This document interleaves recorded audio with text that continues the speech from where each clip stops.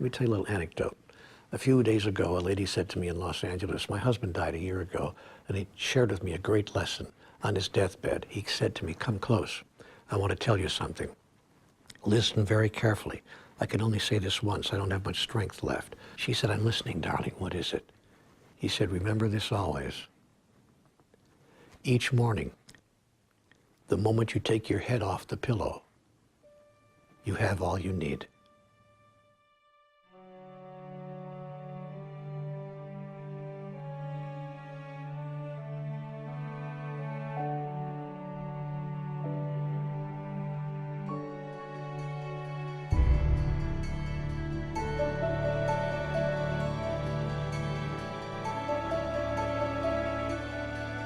If we look at the mind as an iceberg, and the tip of the iceberg is what's above the surface. That's the conscious mind. That's the mind of choice. That's the action mind. What's below the surface, and that's most of the iceberg, right? That's the subconscious mind, like a submarine. You don't know it's there, but it's there, unless it surfaces.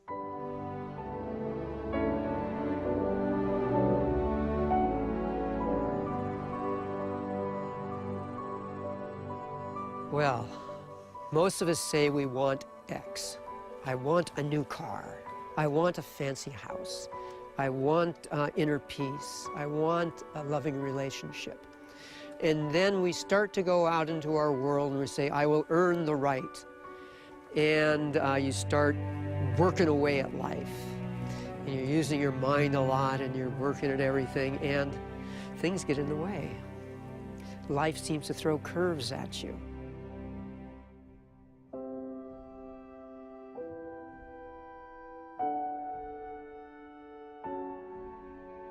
You can think of everyone in this world that you know as dragging a whole bunch of suitcases behind them. The emotion code is a way to cut loose all those suitcases, all those steamer trunks, all that baggage that you've been carrying around all your life. The end result of that is that you become light and you become able to manifest into the world what you're supposed to be able to manifest. Imagine living in a world where everyone is actually manifesting from their heart into the world their perfect creation that is inside each of them. That's where we're going.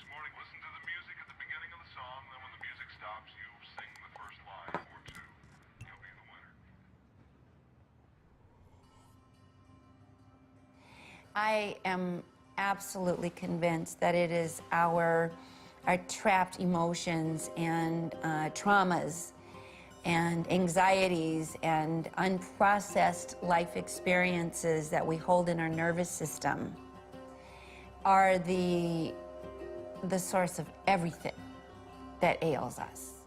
One of the most profound things in my life has been able to share ancient wisdom that I came across just as a young guy traveling around the world and fascinated by communities that pretty much live off the grid, and they're long-lived, they're healthy, they're happy. And it always bothered me, how can they be that way without hospitals and doctors and miracle supplements and pills and capsules? They don't have any of that. What I've come to understand is at the core of every symptom, every stress, every dis-ease pattern that we experience, whether it be physical, whether it be emotional, are emotions, memories that are buried in our subconscious mind. And when these are triggered, our body reacts. It's called a maladaptive stress reaction. And what it means is that we're not able to adapt in the present moment, here and now. And what happens is our body reacts as if something from the past is going on right now. Now, when we react to conditions in our life, there is an emotional component that begins to create chemistry in our bodies because the body is interpreting an emergency situation. Now, all organisms in nature are designed for short-term stress. Gazelle gets chased by a lion, 15 minutes later it goes back to grazing and everything returns back to balance. Human beings are a little different. We can turn on the stress response just by thought alone. We can think about some past bitter memory that's tattooed in the recesses of our gray matter, and like magic, it comes to life, and in that moment, it's real. Whenever you see something, because the brain works in pictures, there's a response to that image of the sensory impact. If you hear a sound that sounds dangerous, your body, your brain will create an emotional molecule to get you to respond to that. And so the mind does its work very, very quickly. And based on the data that it is receiving, it forms a truth about the present memory or experience. Based on that truth, it comes up with a thought that tells the self about that memory or experience. And based on that thought, we generate what we believe is the appropriate emotion to match that thought. And as a result, our heart rate increases, our immune system suppresses, we become more anxious because we're not in our fullest potential in the moment.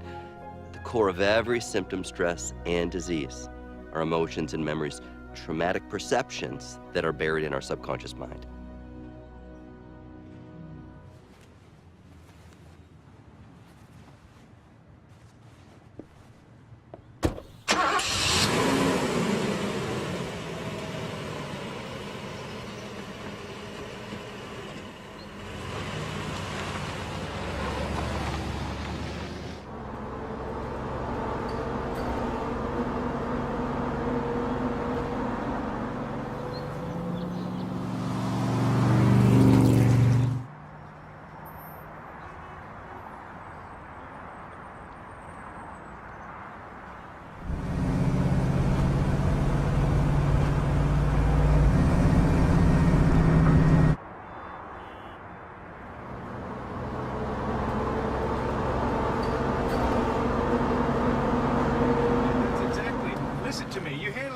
Like you handle every other witness, you grab him by the balls. You take control of the situation, otherwise you and I are not working together ever again. Do you understand that? I don't need you to put me... Whoa!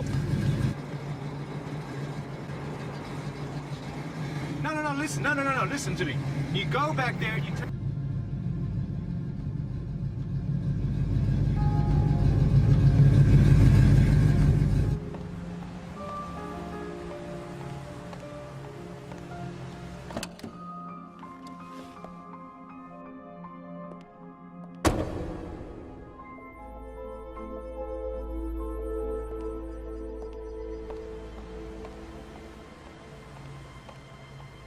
First of all, to understand how the emotion code works, you have to understand that the human body is really nothing but energy. If you look at your hand, for example, that hand looks pretty solid. But if you were to magnify that hand 1,000,000 times, you'd be looking face to face with a single individual atom. And if you could look into that atom, you'd see there's really nothing in there but empty space and infinitesimally tiny energies zipping around at the speed of light. And that's really what we are. We're beings of pure energy. We are composed of all these countless energies, tiny energies, that are all flying in this close formation, giving us this experience that we're having in this world. Emotion means energy movement. And it's our thoughts that create our emotions. It's our emotions that create our behaviors. Well, when we feel an emotion strongly enough, what we're really feeling is a vibrational energy. Every emotion has its own specific vibrational frequency. Anger is a different emotional energy, a different frequency, a different vibration than frustration, and that's different than sadness, and they're all different. But when you're feeling an intense emotion, your whole being can take on this vibration, and it's during those times that sometimes the energy of that emotion that you're feeling is too powerful, and that energy can become trapped and stuck in the body. And a trapped emotion, we have found, is literally a ball of energy from about the size of a baseball to about the size of a cantaloupe. And these will lodge anywhere in the body and disrupt the normal energy field of the body. And because that's all the body really is an energy field, when you distort that energy field, you eventually start to have problems, because what you're really doing is you're distorting the tissues of the body themselves. And if you distort tissue and you irritate tissue long enough, that tissue starts to have problems, and it can go through those changes that we call cancer. So to me, one of the most fascinating things of the ancient Swinwet, the lady scholastic healers of ancient Egypt, was they knew there was only one disease, not 20, 26, 30, 36,000 diseases like we're taught today amongst the masses. They knew there was one, and it was chaos at the level of the Neters. 600 BC, Democritus and others in the Greco-Roman period called that word the atomos. Today we know it as atoms. The only disease that exists in the human experience is chaos at the atomic level, which leads to chaos at the molecular level, which leads to chaos at the cellular level. And when enough cells are in chaos, you feel it as a sign or a signal of a chaos or an offense in the body. That's what the word symptom means, a sign or a signal of a chaos. It's been proven that every cell in your body works on a vibration, an energy field. The physical body is grown within an energy field that resonates at a particular vibration. Through stress, that vibration becomes weaker, causing the physical element to be under pressure. So the removal of stress creates health. I think it's the AMA says 80% of all health issues are stress related.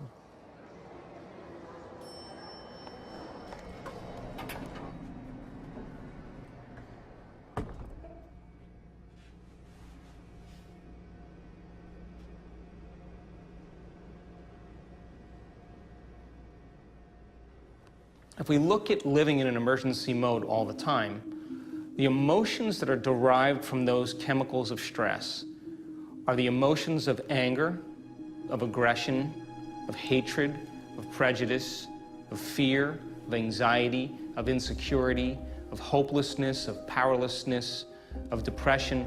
Those long-term effects of those chemicals are the emotions that most people call normal states of consciousness. In the ancient world, they knew that negative emotions store all through the anatomy of the body, and it affects the emotional physiology or function of the anatomy. Your body is your unconscious mind. It doesn't know the difference between an experience in your life that creates an emotional response and an emotion that we fabricate by thought alone. To the body, it's believing it's in the same environmental conditions. So it's a scientific fact that the chemicals of stress dysregulate and downregulate our genes that create disease. It's a fact. So if we can turn on a stress response just by thought alone, and those chemicals can make us sick, then by very definition, our thoughts can make us sick. They believed anciently that the emotions were actually generated by the organs in our bodies, and I believe that that's absolutely true. When we're feeling an emotion of anger, for example, that emotion is actually being created. That frequency is generated by the liver in most cases. Think about people who drink. Oftentimes, they overstimulate the liver and they become angry. On the other hand, the lungs produce the emotion of grief, among others, and so people who tend to have a lot of grief in their lives tend to suffer from lung issues. I want you to understand why different cultures knew. If you have a pain in your thumb, that's very significant and a very significant emotion.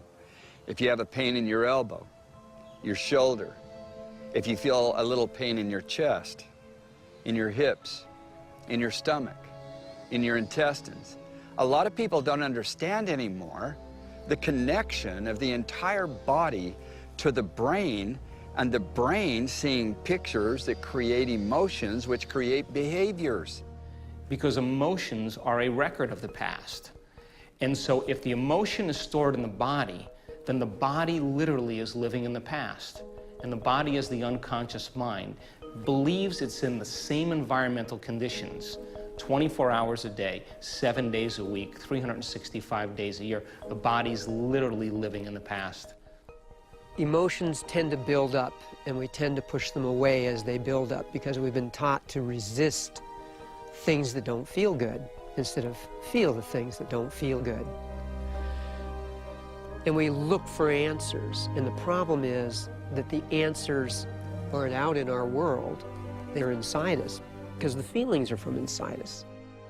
When I look at the mathematics I've written and the concepts that these mathematics bring, it shows that within every proton, every subatomic particle in the nuclei of atoms is all the energy, all the information of all other atoms in the universe. So when we go inwards is when we actually connect with that oneness, with that connectivity of all things.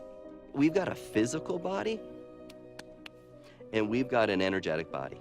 And that energetic body is known as the chakra system, and there's 7 of them. And so our beliefs, the energy of our beliefs, is stored in the light body of our chakras. And depending upon which chakra is involved, influences how we then perceive ourselves in the world around us. And we call these trapped emotions patterns, but we do experience them that way. If it's an experience that we have not completed and come back to self, we do find a way to keep repeating those experiences. And so we re-traumatize ourselves. We pick partners that create re-traumatizing experiences that we had as a child with one of our primary caretakers or our parents or school teachers when we were very impressionable. We keep creating the same emotional dynamics, the same creative frustrations, the same physiological disabilities, and because our energy is not flowing.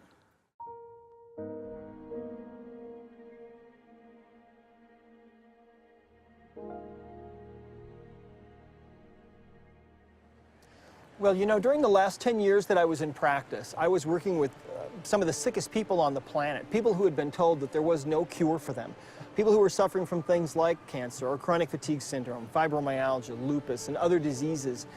What I found was that the subconscious mind absolutely holds the key to understanding the true underlying reasons why those people were sick.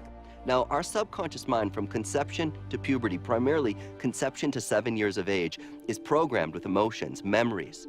From the beginning of your birth, you start encoding the world in good experiences and bad experiences, and the unconscious mind holds this and stores it and makes it real to your conscious mind later on in life. We're successfully producing whatever it is we produce. If you're depressed, you're doing something correctly inside your mind. If you have pain inside your mind, there's a resource to help create and manifest it in the belief system.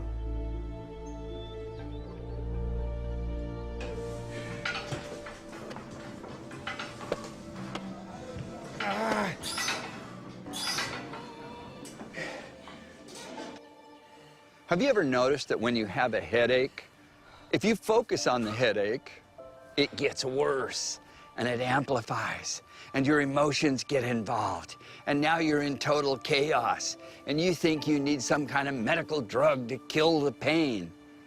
That doesn't cure anything. That's a neurotoxin and it just blocks the electric signal. Get to the cause. What is the negative source, the toxic emotion and or the toxicity of something that you're eating and drinking that's also affecting your emotions in a negative way? Detox it, clear it. And there's no doubt that one of the leading causes of physical pain is the storing of negative emotional molecules. So it's a signal to you from the different points of anatomy that, hey, the emotions you have been feeling and going on with is storing here and it's causing a chaos or a discomfort. You need to switch it up, go to the positive form of that emotion, and it's so interesting how pain in the human body can diminish. What I have found is that 90% of all the pain that we experience is due to trapped emotions, to emotional baggage. I think that this is really the elephant in the living room in Western medicine that we are missing completely. When people are in pain in Western medicine, we give them drugs to suppress that pain. When people have diseases, we give them medications to suppress the symptoms of those diseases, when in reality, those symptoms are the body crying out, telling us there's something wrong here. The imbalances that we suffer from are what ultimately manifest as disease. And the single biggest imbalance that we suffer from is emotional baggage, our trapped emotions, those energies that stay with us after these traumatic emotional events that we suffer from. The stresses and upsettedness that seems to come into our life, they change. And as they change, our world changes. It's absolutely astounding that changing how you relate to something changes everything in your world. So many of us become defined by past experiences, and we live by those emotions, but that's not who we are. Those emotions are just a record of the past, and when we begin to become aware of that, then we begin to retire the old self, neurologically, biologically, genetically, and we begin to create a whole new self. And so what happens in today's world, because of what we have set up that we call civilized society, so many of the things that are pushed upon the masses create negative emotional molecules. Once they're formed, they're real, and you can't even get them out of the body unless you know how to. Because they're like magnesium and calcium, if you don't know how to get them out of the body, they store in anatomical sites and actually affect physiology, the function of the anatomy. And that leads to diagnostics of disease or discomfort. It's important we understand how to remove negative emotional molecules and restore them with positive emotional molecules. That's the very foundation of health, life, and longevity.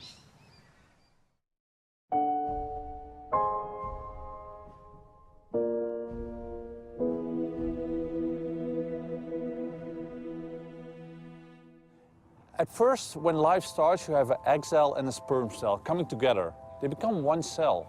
They become 2 cells, they become 4 cells, they become 8 cells, until you have like 50 trillion cells. And during the course of a lifetime, you get burns, you get cuts, you break something, you get a bacteria, you get a virus, anything. And the body restores itself, the body heals itself. So when you consider that that is a normal process, I don't think that there's a mistake in the body that actually causes disease. So if that's the case, there must be a very specific use for diseases or symptoms to occur. And I think it's the body reacting to surrounding elements, to stressors you perceive, in a way for the body to cope with the stressor and actually deal with it. I look at every symptom as a conversation. That there's nothing that happens in the body. There is actually nothing that happens in our life by coincidence.